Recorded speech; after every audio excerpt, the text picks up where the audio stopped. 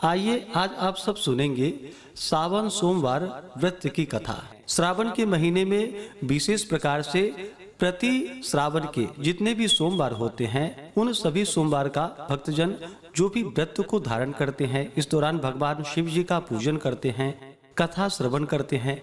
इससे भगवान शिव जी अपने भक्तों के सभी प्रकार के दुख और कष्टों को दूर कर देते हैं तथा सुख और समृद्धि का आशीर्वाद प्रदान करते हैं। तो आइए सुनते हैं श्रावण मास श्रावण सोमवार व्रत की कथा। तो बोलिए प्रेम से भगवान भोलेनाथ की जय, माता पार्वती की जय। कथा के अनुसार प्राचीन काल की बात है। एक नगर में एक वैश्य रहता था जो बड़ा ही धनी तथा ऐश्वर्य युक्त था, जिसके कारण उसे किसी प्रकार का दुख या कष्ट नहीं था।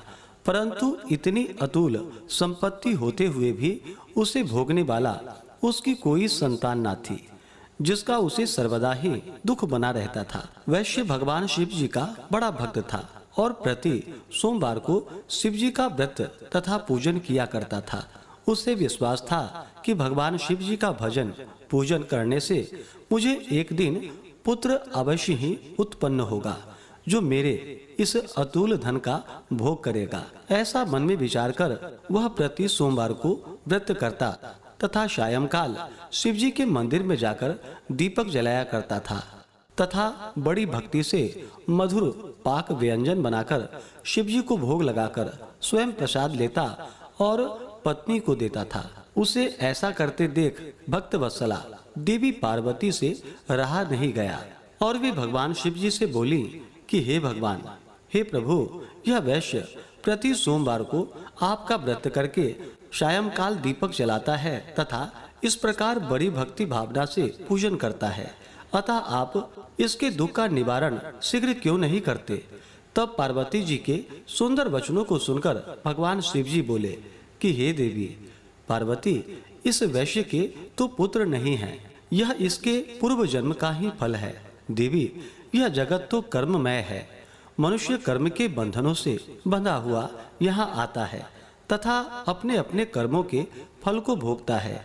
उसी प्रकार यह वैश्य भी पूर्व जन्म के कर्म के कारण इस जन्म में निसंतान होकर दुख उठा रहा है। शिव जी के ऐसे उपदेशात्मक वचनों को सुनकर माता पार्वती नहीं मानी और कहने लगी कि हे ईश्वर, आप तो भक्त वत्सल हैं, फिर अपने भक्त पर क्यों दया नहीं करते, जबकि वह सदैव आपकी भक्ति प्रेम पूर्वक पूजा करता है।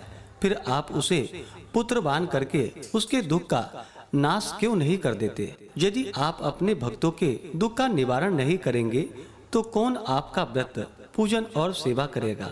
हे भगवान शिव जी, हे देवादिदेव महादेव, मेरा आपसे अनुरोध है कि आप कृपा करके उसे अवश्य ही पुत्रवान कीजिए। जब पार्वती जी शिव जी से ऐसा कहने लगी तो शिव जी बोले कि हे देवी, जब तुम ऐसा कहती हो तो मैं तुम्हारे कहने से उसे पुत्र का वर देता हूँ। यद्यपि उसके भाग्य में पुत्र का सुख नहीं है, यह तो केवल 12 वर्ष तक ही जीवित रहेगा, इसके पश्चात वह मृत्यु को प्राप्त हो जाएगा।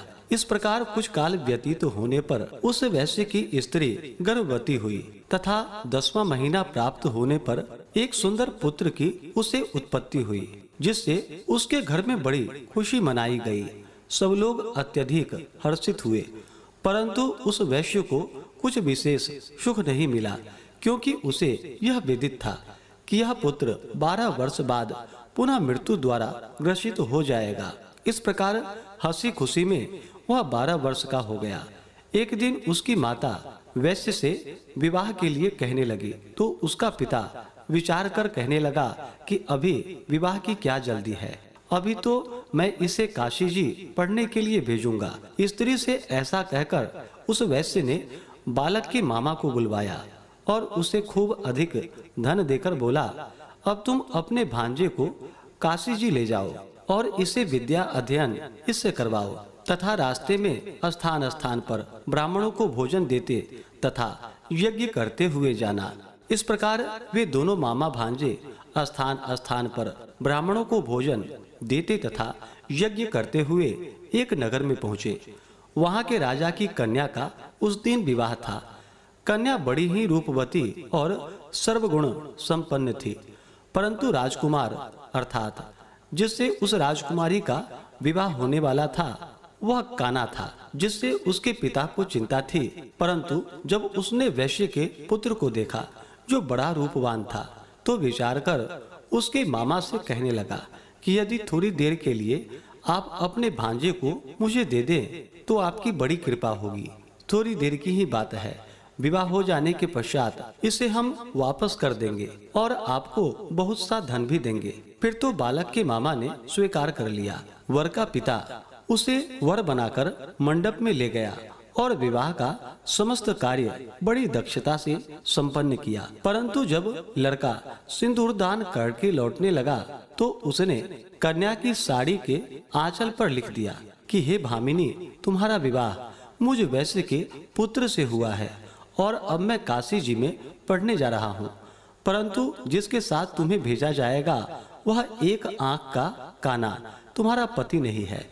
इस प्रकार विवाह कार्य संपन्न होने पर विदा की बेला पर जब राजकुमारी ने अपनी साड़ी पर कुछ लिखा देखा तो उसे पढ़कर उसने राजकुमार के साथ जाने से इनकार कर दिया और बोली, यह मेरा पति नहीं है, मेरा पति तो वैश्य पुत्र है जो इस समय काशी जी में पढ़ने के लिए गया है। फिर तो राजकुमारी की ऐसी बात सुन उसके माता पिता अत्यंत आश्चर्य में पड़ गए और राजा अर्थात वर के पिता की धूर्तता से अत्यंत दुखी हुए तथा कन्या को विदा नहीं किया। बारात बिना कन्या के लौट गई। उधर वह वैश्य का पुत्र तथा उसका मामा दोनों काशी जी में पहुँचे तथा बालक ने अपने अध्ययन प्रारंभ कर दिए और उसके मामा ने यज्ञ करना प्रारंभ कर दिया। इस प्रकार कुछ दिन व्यतीत होते हुए लड़के की अवस्था 12 वर्ष की हो गई। उस दिन यज्ञ हो रहा था। उस बालक ने अपने मामा से कहा कि आज मैं कुछ अस्वस्थ लग रहा हूँ और सोने जा रहा हूँ। ऐसा वह जाकर मामा से कहकर के सो गया। परंतु उसके सोने के थोड़ी देर बाद ही उसके मामा ने आकर देखा तो भांजे को मरा हुआ पाया, जिससे वह अति दुखित हुआ। परंतु यज्ञ हो रहा था, इसलिए यज्ञ विध्वंस के भय से चुप रहा। और जब यज्ञ कार्य संपन्न हो गया तथा सब ब्राह्मण चले गए, तब वह खूब जोर जोर से रोने लगा। उसी समय भाग्यवश पार्वती जी सहित शिव जी उधर से जा रहे थे कि तभी पार्वती जी ने करुण रुदन को सुना, जिसे सुनकर उनका हृदय द्रवीभूत हो गया और वे भगवान शिव जी से कहने लगी कि हे कृपा निधान, देखिए तो कौन इस समय इतनी करुणा से रुदन कर रहा है। आप वहां चलकर देखिए वह क्यों रो रहा है। तब पार्वती जी का ऐसा आग्रह देख शिव जी उस स्थान पर गए जहां उसका मामा अपने भांजे को लेकर रो रहा था। फिर तो पार्वती जी ने उस बालक को पहचान लिया और बोली कि हे महाराज, देखिए तो इतना सुंदर यह वैश्य का बालक मरा जा रहा है जो आपके वरदान से हुआ था। शिव जी बोले कि हे देवी, यह बालक अपनी आयु समाप्त कर चुका है और मर गया है, इसमें किसी का क्या दोष। पार्वती जी ने कहा कि हे देवादिदेव भगवान शिव, जैसे आपने इसे अब तक 12 वर्ष की आयु दी थी, वैसे ही जीवन पर्यंत के लिए और आयु दे दीजिए, नहीं तो वह वणिक पुत्र के वियोग में मृत्यु को प्राप्त हो जाएगा। तब पार्वती जी के ऐसा कहने पर शिव जी ने वणिक पुत्र को जीवित कर दिया। इस प्रकार भगवान शिव जी के वरदान से वह जीवित हो गया और भगवान शिव पार्वती पुनः अपने धाम को अंतर्ध्यान हो गए। फिर कुछ दिनों के पश्चात वह बालक अपने मामा के साथ अपने नगर की ओर चल पड़ा तथा रास्ते में चलते चलते पुनः उसी नगर में आया जिस नगर में राजकुमारी के साथ उसका विवाह हुआ था। वहां पहुंचकर उसने यज्ञ करके ब्राह्मण भोजन कराया, जिससे भोजन करते जाते हुए पंडितों द्वारा राजा को यह खबर लगी कि काशी से कोई वैश्य पुत्र आया है जो यज्ञ करके ब्राह्मणों को भोजन दे रहा है। राजा उसे देखने के लिए गया और वहां पर उसने स्वयं अपने जामाता को देखा तो अति प्रसन्न हो आदर के साथ अपने महल में ले आया और कुछ दिन तक रखकर खूब आदर सत्कार दिया। और पुत्री को खूब दान दहेज देकर पुत्री और जमाता को विदा कर दिया। तब वह वणिक पुत्र स्त्री सहित मामा के साथ अपने नगर की ओर चल पड़ा।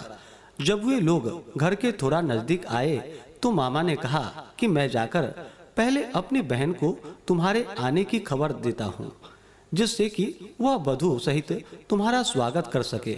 इधर वह वैश्य अपनी स्त्री सहित छत पर जा बैठा था कि यदि मेरा पुत्र काशी से लौटकर नहीं आएगा तो हम लोग यहीं से कूदकर प्राण दे देंगे। परंतु जब साले ने आकर यह कहा कि आपका पुत्र कुशल से अपनी स्त्री सहित आ रहा है, आप लोग विधिवत उसका स्वागत कीजिए।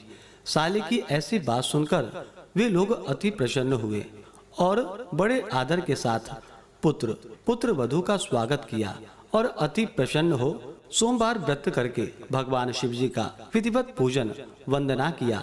जो मनुष्य इस प्रकार से भगवान शिव का प्रिय सोमवार का व्रत धारण करते हैं, भगवान शिव जी का पूजन करते हैं और इस कथा को पढ़ते हैं अथवा सुनते हैं, वह सभी कष्टों से छूटकर अपने समस्त मनोरथों को पूर्ण कर पाते हैं।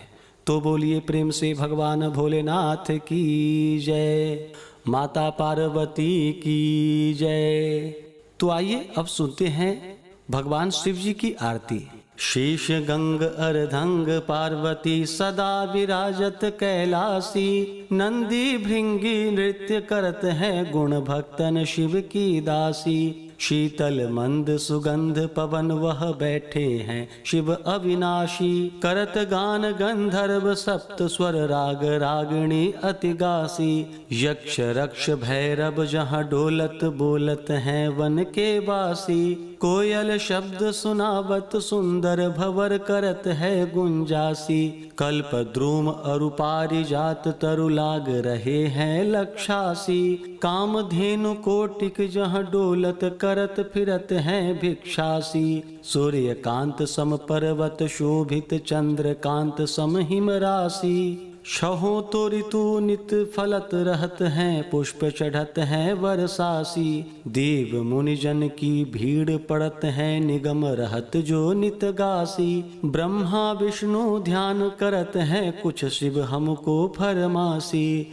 रिद्धि सिद्धि के दाता शंकर सदा आनंदित सुख राशि, जो कोई सुमिरन सेवा करता टूट जाए यम की फांसी। त्रिशूल धर जी को ध्यान निरंतर मन लगाए कर जोगासी, दूर करो विपदा शिव तनु को जन्म जन्म शिव पद पासी। कैलासी काशी अविनाशी मेरी सुध लीजो प्रभु, सेवक जान सदा चरण को अपनो जान दर्श दीजो। तुम जो प्रभु जी सदा सयाने अवगुण मेरो सब ढकियो, सब अपराध क्षमा कर शंकर किंकर की विनती सुनियो।